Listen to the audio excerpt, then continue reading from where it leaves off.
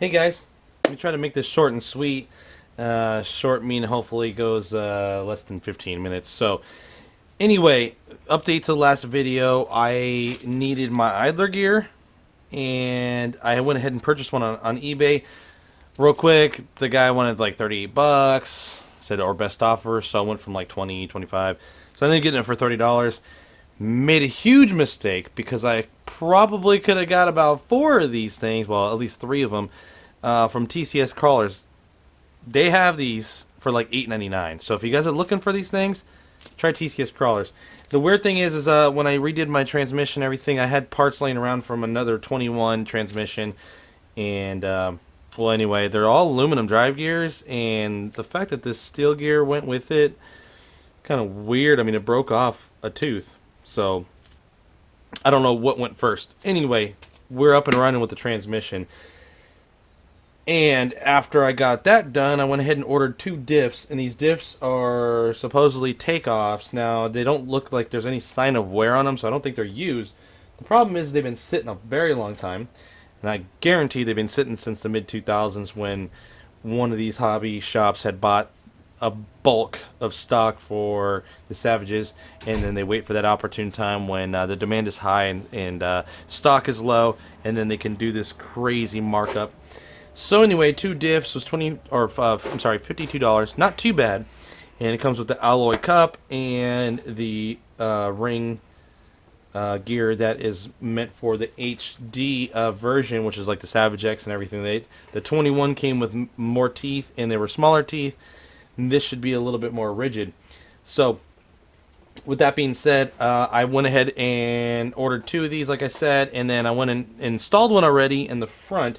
And the problem, I've had problems with both of these diffs. The first diff, I want to go ahead and take the screws out, and I want to get all of the old grease off and out of there. And there's still some grease on these gears, and I'm not too worried about it, but I just want to get the bulk of the stuff off because it looked very chalky and this and that, and looked like it lost some of its moisture, so to speak. So anyway, I don't think it would lubricate properly. And here's some of the, when they come in these sandwich bags, because if you guys know that ordering stuff on eBay and you got a lot of takeoff stuff, they just put it in sandwich bags.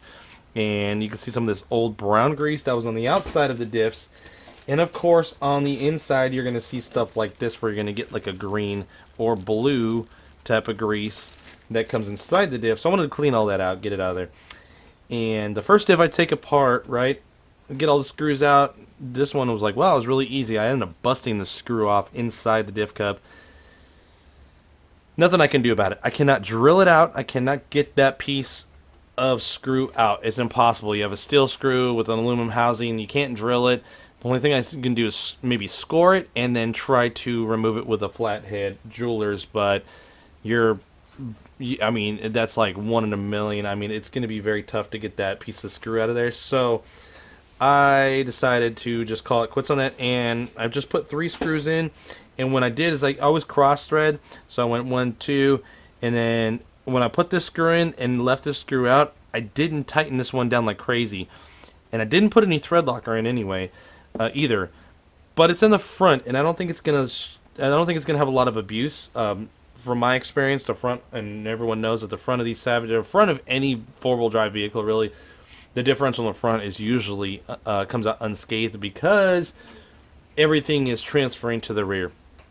So I'm not too much worried about it. But this one, when I go to take a screw out, it was this screw right here. It doesn't look too bad. Just looks like there's a bunch of thread locker on there. There's a lot of thread locker on all this stuff. So I heated this cup up with my heat gun, put it in a vise, and I figured I'll take it easy on this one. And I was using my trusty old DeWalt here, 7.2 volt. Probably had it for almost 20 years now.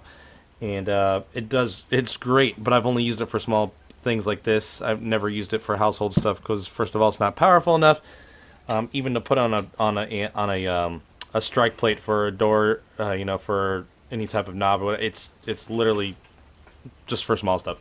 So anyway, I had it on a lower setting like this, like 5 or something on the torque setting, which I think is universal for drills. But anyway, I went to go take everything out nice and easy. But this screw came out kind of weird, and I thought it was a little too easy. And you can see, and I can tell what cup it is because it's discolored from the other guys. And this screw just drops right in. That's not good. So I'm looking all around everywhere for screws and blah blah blah.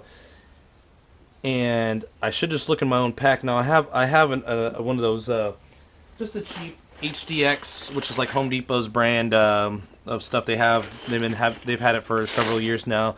They're making their own lineup of things, and it's kind of like a divider, separator, organizer for whatever you want. And I just started collecting screws as I was going through my vehicles.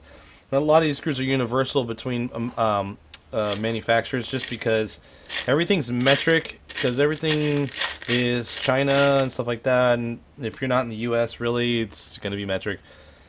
So I went ahead and I found one of these guys, same thread pitch, same everything, but it's a hex, and it's a 2mm hex instead of your Phillips. So here it is right here. Oop, right here. And now let's keep the orientation correct. Here's the bad hole, and here's the screw. It just drops right in. You can see that. And it won't drop in the other holes because they have nice, good, healthy threads still. So here's my 2.0. Here's my bad hole. But I can't get this thing to push in. And it will thread in. And it feels really good, to me anyway. And you give it a tug and it doesn't even feel like it wants to move. So I will put a little blue on this guy as far as thread locker goes. I don't want to do red, and we'll get this guy up and running. And I use grease. I don't use diff oil like I would say for my Baja Ray or anything else that really requires something that you really need to drive the other side of the cup or the other side of the diff. With this vehicle, because there's so much power and everything going to the wheels, I don't want to really lock it up, because then that's when you're going to start putting too much strain on all your spider gears and your ring and pinion. So I don't use anything like I would use for my other vehicles as far as the diff oil goes. I just use my handy dandy tried and true STP high temp red grease. You know, I go through a tub of this every few years.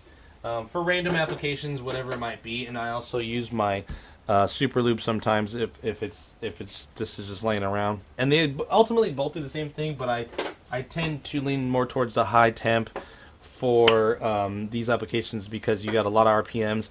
So not only do I use it internally in the cup, but I will put a nice little film to fill all of the teeth on this to the tips of the teeth. And then when I put my diff in the diff housing, it's got a nice layer in there, but not too much. I don't want too much resistance inside of the diff housing where it's going to build up and try to push the diff one way or another. I didn't shim the front, and I'm not too worried about it. I will probably shim this rear diff with my shims here, but we'll see how that goes. If it's tight, it's tight, and I'm not going to worry about it. So when I got my diffs, I figured, you know what, if I'm upgrading stuff, I might as well go ahead and upgrade to the next gen style bulkhead housings, or bulkhead / diff housing. And the biggest positive about these things over the stock 21s is the ease of access. Everyone knows the stock 21s. I don't have one up here on the bench right now. I probably have something laying around in my pile of crap back here, which I will get to this spring, believe me, guys. But anyway, the original 21, you have to pull these side pieces off, and then you got your middle portion. It would just look like that, and then you can separate it. Unfortunately, when you do that, you have to take everything off. You have to take your brackets like this off, which they would go like this. You have to take these off, which means you have to take your A-arms. Everything has to come off, whether it's front or rear, to get to your diff. The nice part about this, and I'll just show you real fast, leading into my next purchase, which was the skid plates, and the reason why, I'll come back to the bulkhead here, as far as the ease of access, but for the diff. But I bought these because the original 21, these holes, or these standoffs, or these whatever you want to call them, they do not fit in these recessed holes of these bulkheads. So you have to get these, or you can shave those other ones down whatever floats your boat. But this to me was just a little bit easier. Plus, I get an orange anodized, you know, aluminum plate, bottom plate for the bulkhead, which is really cool looking. But I have a mixture of different things. So anyway, that was the first dilemma with this bulkhead. But I'm gonna show you that if you just take this plastic skid plate off now, you won't have to remove anything else but this plastic skid plate, and then you'll be able to access your diff just like that. And once you take the screws that hold this guy on, just that easy. The other way, the original one, you have to disassemble everything. So that's a cool thing. The second, the first dilemma was those holes, recessed holes in the bottom. The second dilemma I had was the cross brace for the upper control arms.